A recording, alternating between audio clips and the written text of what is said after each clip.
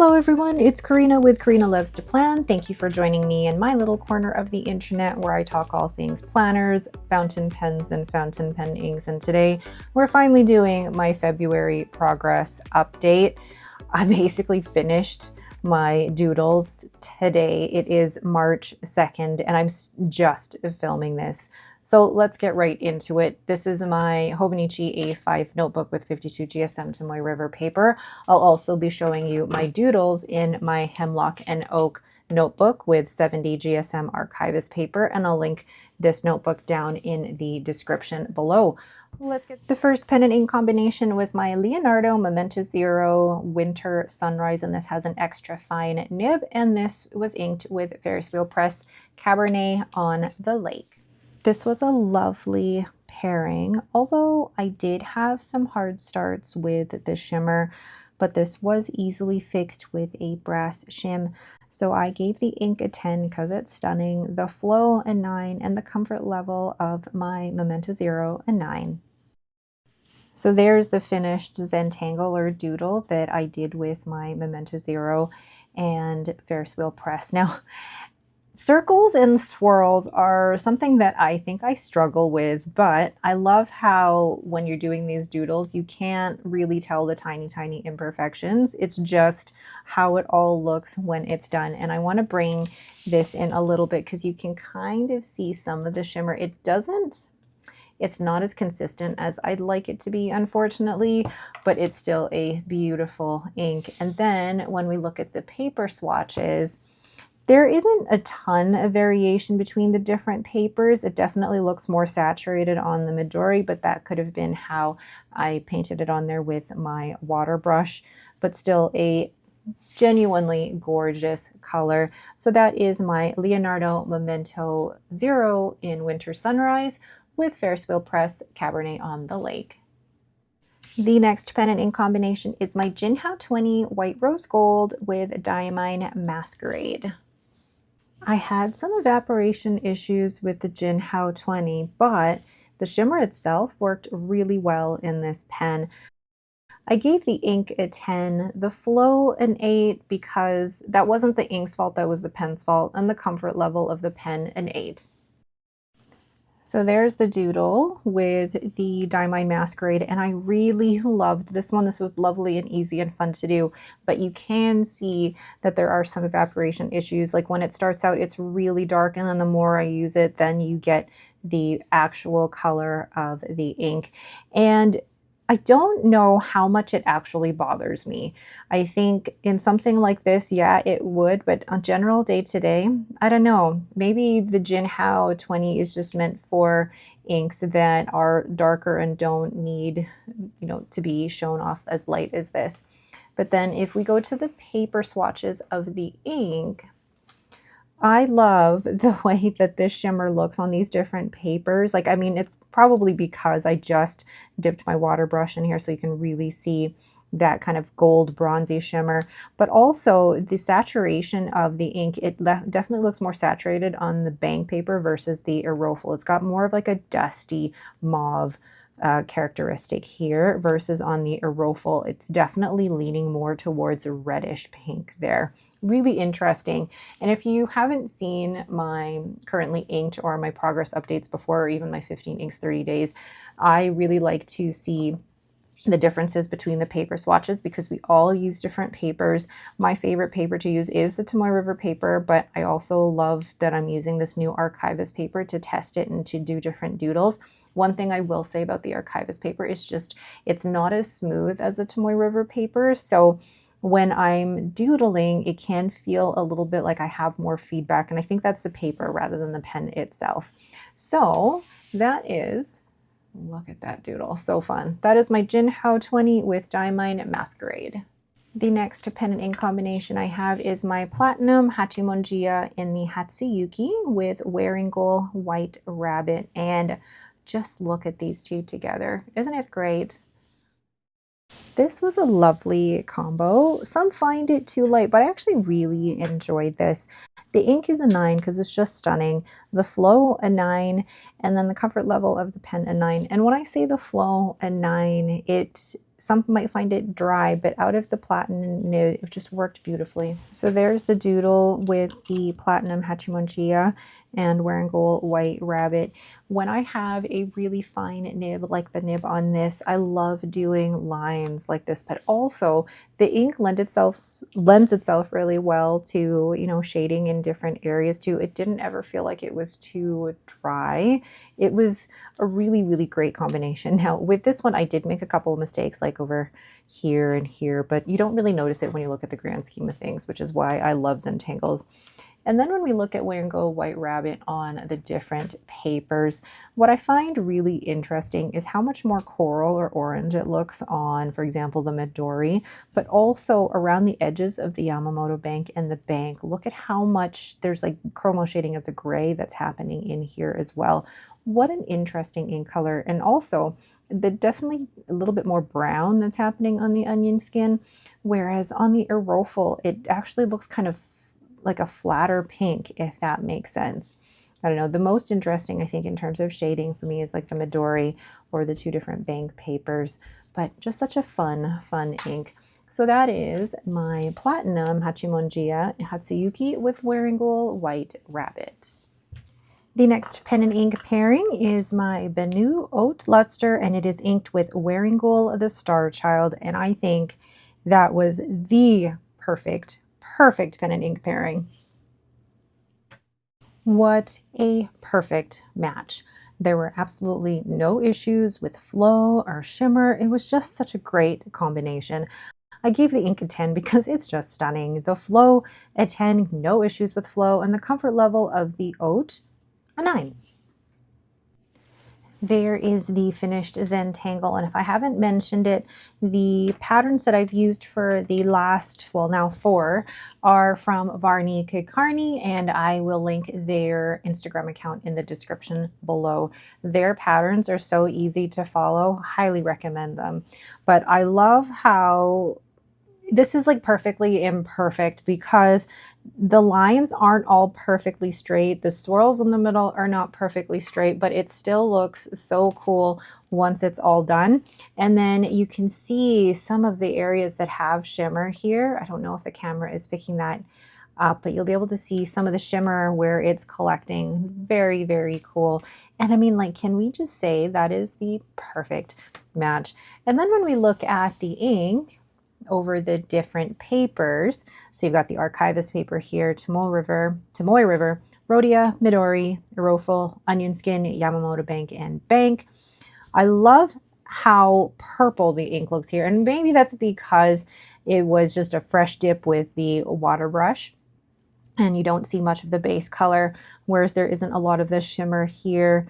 But I really just love that base of the orange. And it's not something I normally go for, but when you add that purple shimmer, it's just stunning. So that is my Benu Oat Luster with Wear & Go the Star Child, probably the perfect color combination.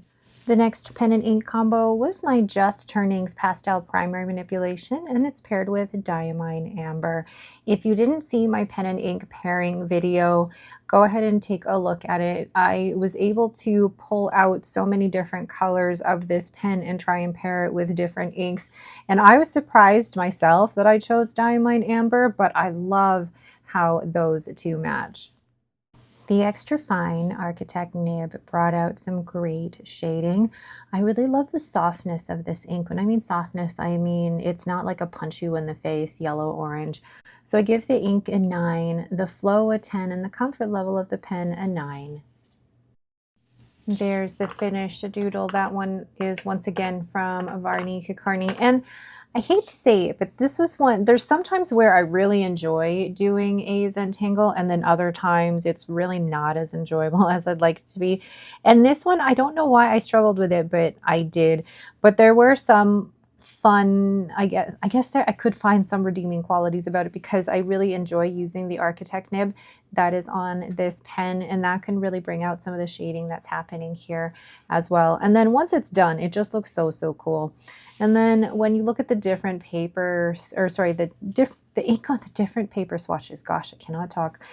It's very, well, what do I want to say? It's very yellow on the Archivist paper and definitely more saturated orange when you get all the way to the bank paper. And even on the Tomoe River paper, the shading on this is wonderful. But I always have to note how the Aerofil paper kind of makes it look a little flat. And I mean flat in like it's more of like a matte finish versus, I don't know, there's something different about the way that it looks on Aerofil paper. And maybe that's just me. But if you're noticing that, let me know as well. But so interesting to be able to see how it reacts on the different papers. Now, I don't use all of these papers for writing on a day-to-day basis. Like for me, my paper of choice is always a Tomoe River paper. I use Rhodia for, maybe taking the occasional scrap note here. Midori I'm using for my monthly social media planner. But the rest of these I'm not really using. It's just fun to see the paper and the ink interact differently like that. So that is Diamine Amber with my Just Turnings Pastel Primary Manipulation. Next we have my Zodiac Pen Co, and this is in the Capricorn model in the Bourbon and Smoke, and I love this. Bart made this for me and I picked it up from the Chicago Pen Show last year, and it's just stunning. I love like the depths that you see in this pen here. It's just a lovely, lovely pen, but also this model is just really, really comfortable for me to hold. And I have it paired with Robert Oster Van Pen 86. It is the exclusive ink to the Vancouver Pen Shop in Vancouver, obviously. But I purchased it when I was in Vancouver about a year and a half ago for a work conference. So fun. This ink has such a great flow, and I love how it dries to this kind of green brown. I gave the ink a 9 because it's just stunning. The flow a 10 because I do like my flow to be a little bit above average wetness, and the comfort level of the Capricorn a 10. And there's the finished doodle for the Zodiac Pen Co with Robert Oster Van Pen 86. This one was a little harder for me because I actually had to keep turning my notebook to make sure that I was doing them in the right pattern. But then once it's done, it looks really, really cool. And this one is another one from Varney Kakarni. It's just, I love how one square and then when you put them all together, it turns into this really, really intricate doodle that all just works together. Really, really cool. And then the swatches on the different papers. I love that this ink looks so different on all of these papers. Like the Tomoe River, it looks a little bit like green brown in the base, but then the shading on the top is just phenomenal. And then look at the way it looks on the Archivist paper. There's even hints of, I think, brown pink coming out. Not as much on the Rhodia. It actually looks like it's kind of, what is the word that I want to say? It's become a bit grainy on this paper. And then on the Midori, there's definitely a little bit more of that warmth coming through. And on the Aerofil paper, it looks definitely gray, more gray-brown than all the other papers. And you can really see the warmth and like the yellow-green coming out in these papers. And then a bit of that orange, like such a cool ink. Such a cool ink. So there we have my Zodiac Pen Co in Capricorn with Robert Oster Van Pen 86. The next pen and ink combination is my Pelikan M800 in green black, and I have it paired with Kitty Inkpot Mystery Ink. Now, I don't actually know the name of this ink, but from what I've heard from some people's comments is that these are probably limited editions that are exclusive to so-and-so in Australia. But it's so fun to be able to get these different inks and try them out. What a beautiful ink. I had absolutely no issues with flow. It had lovely shading, but I don't really need a bottle of this. Plus, I don't even know the name. So I gave the ink a 9, the flow a 10 because I loved the above average wetness, and the comfort level a 9. So here we have the finished doodle. Now this one is not from Varney Kakarni. This one I saw in Simona's Discord, and somebody had posted a link to it, and now I cannot remember the name of the maker, so I do apologize. But this one was really intricate and complicated, and there were a few spots where I made a couple of mistakes, but I love the way it looks, and I think I'll definitely do this one again because this was just so fun. And even the way that it's created, you don't expect it to look like this. Loved this one, loved that one. And then when we look at the inks on, or the ink on the different swatches of paper, I like how in the Aerofil there's a little bit of blue coming out. So I mean, it's definitely, I think, more teal rather than green. And then there's a little bit of blue coming out on the Tomoe River paper as well. But then when you look closely at the Yamamoto bank, there's lighter green coming out there and a little bit of yellow coming out on the Midori paper. And if you look closely at the Archivist paper as well, you can see some of the yellow coming out in here. Really, really interesting how papers can show the different properties of the ink like that. There we go. So that is my Pelikan M800 with the Kitty Ink Pot Mystery Ink. The next pen and ink combination is my Franklin-Christoph Model 31 in antique glass, and this has an extra fine sig nib, and I have it paired with Pilot Iroshizuku. Oh my goodness, I cannot talk today. Pilot Iroshizuku Syo-ro. I love this nib and I generally love Pilot inks, but this ink unfortunately just doesn't do it for me. It's got too much sheen. So I gave the ink a 6, the flow a 9 because it flowed well, and the comfort level of the Model 31 a 9. I know, please don't come at me because I know a lot of people love this ink, but it's just not for me. I mean, for how I've used it, it's lovely, but it's not an ink that I'll probably keep in my collection. So this is a Zentangle from Varni Kakarni. There's a little bit of bleed through happening from the previous page, but I liked doing this one with the extra fine sig nib because I could get the different line variations here. And while this was another one of those where I was just ready for this one to be done because I don't know what it is. There's some patterns that I'm really into and I love doing, and other patterns that I'm just kind of like, ugh, I can't wait until it's over. And unfortunately, this was one of them. Or maybe I'm just going through this phase where anything in the fountain pen hobby is just overwhelming right now. But I feel like that's a whole other thing. But anyway, it still turned out really cool. And it was just, it's great to be able to use your pens and inks in other ways other than just writing. And then let's go to the swatches here. Now, look at how different it looks. Like, it looks so much more blue on the Archivist paper, and you can really see the sheen there as well on the Arofal. But then look at how much more green it looks on the Rhodia, especially the Midori cream paper. And then even down here, the difference between these three, there's definitely more green happening here. Look at how light it looks on the Yamamoto bank and then much darker on the bank paper. So Pilot inks, you don't think they're going to be that different on all these papers, but just look at that. So there we go. We have Pilot Iroshizuku Syo-ro, and I have it inked in my Franklin-Christoph Model 31 antique glass. Oh, I love this pen. The next pen and ink combination is my Esterbrook SD, and this is the Once in a Blue Moon from the original release, and I have it inked with Diamine Baltic Breeze. It's a beautiful ink, but unfortunately the flow and shimmer were a little inconsistent.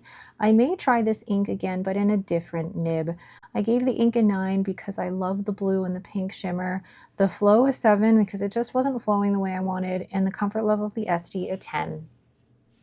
So there is the finished Zentangle. Now, this pen has an extra fine and then a reverse architect. So you could see at the beginning here, I'm using the extra fine and I'm not getting the consistent shimmer that I normally like from Diamine. So I actually, for the rest of the way, wrote on reverse with the reverse architect, and it was definitely better, but the shimmer was still a little inconsistent, which is unfortunate, but this was a really cool pattern, especially with the reverse architect. And then we look at the different paper swatches here, and I'm just looking at this now. I love how purple it looks on the Midori paper, but it's just such a stunning ink, and you don't see as much variation on all the different papers with the shimmer inks, but definitely here I feel like there's a lot more saturation on the Midori paper, and that's why it definitely looks more purple, but it's so stunning. I'm definitely going to try this in another pen just to see if I can get that consistency of shimmer that Diamine is most known for. All right, so that is my Esterbrook SD Once in a Blue Moon with Diamine Baltic Breeze. The next pen and ink combination is my Pilot Kakuno, and this is in the Madarome light blue, and I have it inked with Kitty Ink Pot, the Phantom of Dawn. Not an exact match, but it's not always about the exact matches for me. This ink is more gray than blue, and it's actually not too light. It's definitely smooth, and it's got a wet flow out of the Pilot fine nib. I gave the ink an 8. the flow a 9, and the comfort level of the Kakuno an 8. So there's the finished Zentangle. This one was fun actually because it was a combination of straight lines and filling in the squares and then curved lines, and then I really had to concentrate into which direction I was doing the straight lines, and there's some where I definitely screwed it up, but because of how cool this whole thing looks, oh there, I found a mistake and I can't find the other ones. I know I did that a couple of times, but that's okay because in the bigger or the grand scheme of things, it just looks really cool. I love that.